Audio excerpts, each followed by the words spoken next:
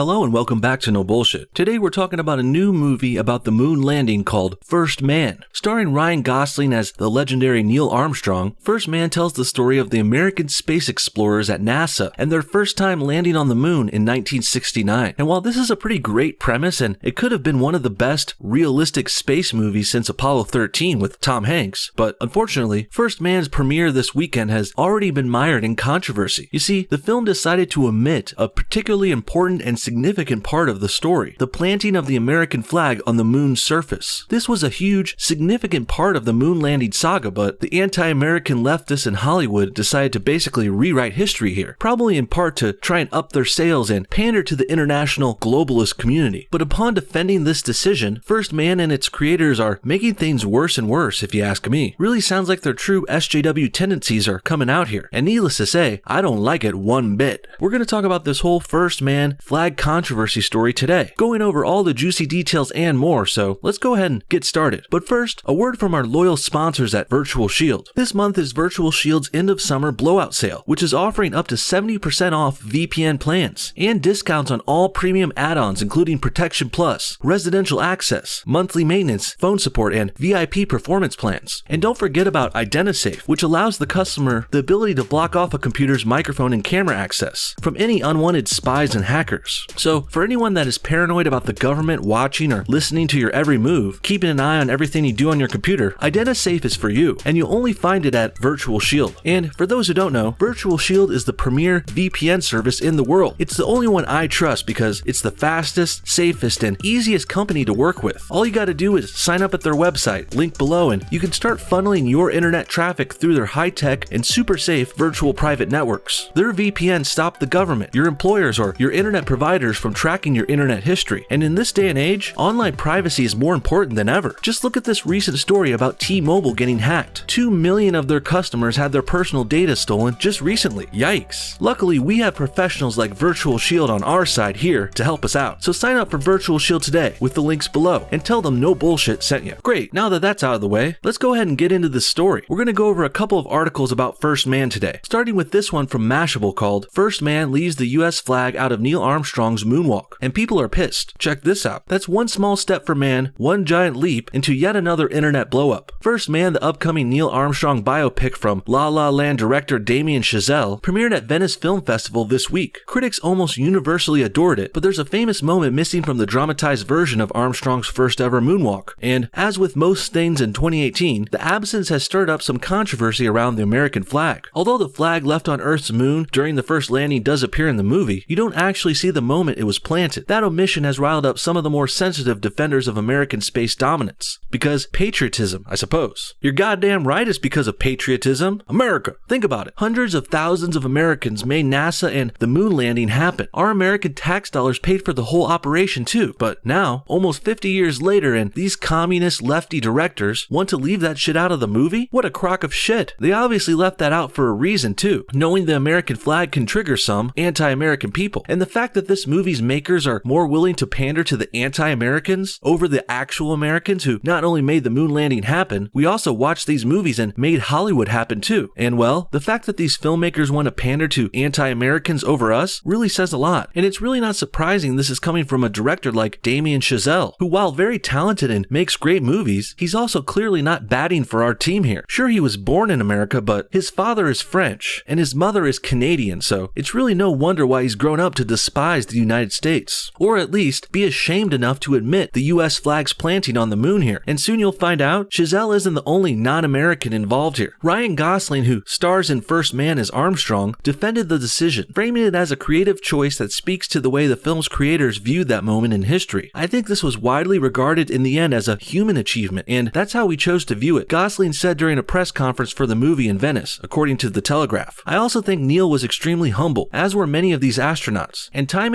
again he deferred the focus from himself to the 400,000 people who made the mission possible. Gosling added, so I don't think that Neil viewed himself as an American hero. From my interviews with his family and people that knew him, it was quite the opposite, and we wanted the film to reflect Neil. Give me a goddamn break, Gosling. You're another creator which I enjoy too. Ryan Gosling does great acting work, but this is just pure leftist, anti-American bullcrap, which really shouldn't be surprising since Gosling isn't even American. He's a goddamn Canadian too, just like the director. And I don't know whose idea it was was to get a bunch of Canadians to make a movie about one of the greatest American achievements of all time, but here we are. Omitting this seminal moment in the midst of mankind's greatest achievement seems like a purposeful denigration of the 400,000 Americans who accomplished it, if you ask me. That's why I say this is scandalous and outright wrong. And sure, it's just a movie too, but let's not pretend their side isn't taking this shit just as seriously. First Man is already being lauded by critics as groundbreaking and one of the best films of the year. And I'm sure Oscar buzz is on its way too, but they sure aren't getting any love from me. And you guys shouldn't be supporting it either. I don't think any other patriotic, God-fearing American should support a movie that's rewriting our history like this. And although this Mashable article tries to bash us as MAGA hat-wearing alarmists who are producing faux outrage about this issue, I stand by what I've said here. This is pretty important, and I'm not alone in thinking that either. Senator Marco Rubio chimed in on Twitter with this gem. This is total lunacy and a disservice at a time when our people need reminders of what we can achieve when we work together. The American people paid for that mission on rockets built by Americans with American technology and carrying American astronauts. It wasn't a UN mission. Well put, Marco, who, by the way, is also running for re-election in the Senate this year. I know he would have my vote if I was in Florida. Now, before we move on to the next article, I want to talk about the Canadians in the room here for a second. As I said before, the director for First Man is Damien Chazelle, who's basically a French Canadian, and he's joined by a full-blooded Canadian, Ryan Gosling, who's playing the lead American character, Neil Armstrong. Now, doesn't that sound a little off to you guys? Especially if you can recall all the complaints in Hollywood about casting and directing in recent history. They're the ones who are always playing identity politics about this kind of shit, aren't they? For example, the Black Panther movie had to be all black actors, directed by a black person too, because it was a black movie. And back to last year's Wonder Woman, on the other hand, that was a pro-woman movie, starring and directed by women, of course. And then more recently, there's been all the complaints coming from the transgender community, whining about straight normal people taking their few and far between trans parts. Hell, Scarlett Johansson just dropped out of a movie for this very reason. She was lined up to play a trans character in a new movie, but radical leftists and SJWs in Hollywood, they threw a fit because she's not actually trans, so she ended up backing out and quitting the project, which will probably never get made now, ironically enough. And with all that said, what I want to know here is this: how come two Canadians can lead a movie about American history, like First Man, and we never heard a peep about representation until now, until you heard it from me? I don't know why specifically, but I think it has something to do with Americans and anti-white stuff going around. It's kind of like how recasting white characters as a minority is totally okay, like how Samuel L. Jackson played Nick Fury in The Avengers. Hell, that's encouraged even, but if you replace a minority with a white character, that's called whitewashing and it's supposedly super messed up, according to left-wingers. And I guess also it's okay to replace Americans with Canadians. And for the kicker, you can also remove American symbols from super significant historical moments like the moon landing. And even though there are some conservatives and American patriots attacking them for this now, Hollywood in general is defending it. And I think this is because they want to rewrite history, making Americans and our accomplishments less significant, opting for a more globalist, international, bullshit view of the past. It's also worth noting the different reactions from Hollywood here, like how when I mentioned Scarlett Johansson got backlash for that trans role before, she was attacked by leftists for playing trans, or almost playing trans, and then she immediately caved into their demands and backed down. Ryan Gosling in this First Man movie, on the other hand, are doubling down here. They're getting called out, but they're sticking to their guns because conservatives are calling them out, because they're emboldened by their liberal support in Hollywood, so they don't give a shit what conservatives are complaining about. And this really tells you a lot about the politics at play here. Next, I want to really drive home the doubling down point, because while Hollywood and the left aren't backing down on this flag controversy, they are certainly trying to spin this story, doing whatever they can to try and fix their latest blunder. They've even gone so far as to get the real Neil Armstrong's sons involved. An article from the Washington Post has more on this. It's called "Why Neil Armstrong's Sons Don't Think the Biopic First Man is Anti-American." Check this bullshit out. Ryan Gosling is not an American, but he is part of a species that visited a celestial body beyond Earth. What a weird way to put things. Anyway, that is one perspective the Canadian used in describing the Apollo 11 mission, and specifically Neil Armstrong, whom he plays in the upcoming film First Man. It depicts the 1969 mission to land men on the moon and return them safely, but the film does not show Armstrong and Buzz Aldrin unfurling and planting an American flag on the lunar surface. And its creators, including Gosling, say they view the moment as a human achievement more than an American one, and have suggested Armstrong did not believe he was an American hero. Bullshit. And should we really be surprised that a Canadian is trying to strip away the American part of this achievement? Because I'm not. Those lousy Leafs have been jelly of us for generations now. Those self-hating, maple syrup drinking Canucks. What a joke. And I wonder if things would be the same if it was the other way around. Do you really think the Canadians would remove the Canadian flag planting if they were making a movie about their own lunar landing? As if they could ever reach the moon. That's too big of a hypothetical. Let's move on. Regardless though, I highly doubt they would do that. And I'm sure they would be just as pissed if Americans made a movie about their achievements and removed the Canadian flag from it. If Canadians even had any achievements worth making a movie about. Let's be real, Canada's biggest achievement is being pretty good at hockey, almost as good as the Russians. But aside from skating on ice, Canada really has nothing to celebrate or worthy to make a movie about. That's why they're making movies about American achievements and trying to pretend they were globalist ones, those sneaky buggers. Oh, and isn't this article supposed to be about Armstrong's kids saying this was cool or not anti-American? Because I looked all through it and they're barely even mentioned here, aside from these few lines which I'll read now. This story is human and it is universal. Of course it celebrates an American achievement, it also celebrates an achievement for all mankind, as it says on the plaque Neil and Buzz left on the moon, according to a statement released Friday by Rick and Mark Armstrong. The statement was also attributed to First Man biographer James R. Hansen, according to Hollywood Reporter. It is a story about an ordinary man who makes profound sacrifices and suffers through intense loss in order to achieve the impossible, the men said. Their father died in 2012. You see, that's funny. I don't see the Armstrong sons saying anything about this movie not being anti-American, like how the article's title suggests. In fact, this is about all they had to say about the matter, and this is all of the article that references Neil's sons. So this looks like a load of lefty propaganda to me. I guess they thought if they got Armstrong's kids involved they could fix this mess, but no, it doesn't work like that, especially since you misquoted them and overhyped their significance in this article. Hell, the Washington Post aren't even the only ones doing this. I've seen a slew of articles mentioning the Armstrong sons this week, trying to cover up this huge and embarrassing failure for Hollywood. Now, lastly, I want to look at one more, a bit more ridiculous article, trying to course correct this First Man flag controversy situation. It's from the AV Club and it's called, "How Are People Supposed to Jerk Off to First Man If They Won't Show Him Sticking His Flag in the Moon?" Wow, off to a terrible start. I guess these progressives think they can win back audiences by insulting and demeaning them? I don't get it, and I have to say, that's a bold move, Cotton. Let's go ahead and see how that plays out. Damien Chazelle's First Man, the Neil Armstrong biopic that sees Ryan Gosling given a pensive, internal take on the man history books have since immortalized as Old One Giant Lipo, had its world premiere at the Venice Film Festival this week, drawing strong praise for Chazelle's direction and the lead performances from Gosling and co-star Claire Foy. But there's one small but vocal contingent of avid space moviegoers who are apparently pretty upset that the movie's depiction of the Apollo 11 mission, people approaching apoplexy, because the film doesn't show the moment when Gosling's Neil Armstrong slams his big, strong American flag into the tender, waiting surface of the moon. Lead among them is U.S. Senator Marco Rubio, who was apparently incensed at Gosling's comments that he believed Armstrong saw the moon landing as a human achievement, not necessarily a solely American one, and that might have led to the decision to focus on other parts of the mission instead. To be clear, the flag is in the movie, we just don't get to see the moment of insertion. Rubio, clearly incensed by Gosling's Canadian trickery, struck back on Twitter decrying the decision. We already went over that tweet, so we'll skip it here, but Jesus, this writer is so condescending. What a douchebag. And as far as the moon landing being a human achievement, sure, that's true, but it also was solely an American one, despite the leftist, globalist, and Canadians trying to deny that. Lastly, this horrible writer at the AV Club goes on to be even more lewd, talking more about jerking off in this line. It would be, Rubio seems to be saying, like if you were watching a porno and they cut out the money shot. How are conservative flag fetishists to jerk off to Chazelle's movie now? Actually, no. Rubio doesn't seem to be saying anything like that, dude. This author is putting his own lewd, degenerate thoughts into others' mouths. I really can't believe a website can post titles about jerking off and expect to be taken seriously. Get your shit together, AV Club. In the end, sure, a film director has the artistic choice to not show certain aspects of a story, but like how this degenerate author at the AV Club suggests, the flag planting on the move was a bit of a money shot. Or more accurately, I would call it the last home run that won the World Series, or a final punch in a boxing match, like in the Rocky movie or something. Whatever comparison you may like, but I think you get the point. Leaving out the American flag planting on the moon here is obviously a symbolic decision. It's an anti-American, pro-globalist move which Hollywood is trying to desperately backpedal from. Even though they're doubling down, they're trying to spin it too. Perhaps they're afraid their movie could bomb because of this controversy, and they should be. This wouldn't be the first time something anti-American went down in flames. Just look at the National Football League lately. They've been kneeling and shitting all over America for a year now, and that's why nowadays no one is watching the NFL anymore. And so too should none of us watch this Canadian bullshit interpretation of the moon landing. What do you guys think? Should they have omitted the American flag planting on the moon? Do you think it's funny how this movie was Canadian washed, and also in turn stripped of some of its important American moments? Comment your thoughts on everything below, and thanks for watching No Bullshit. See y'all next time.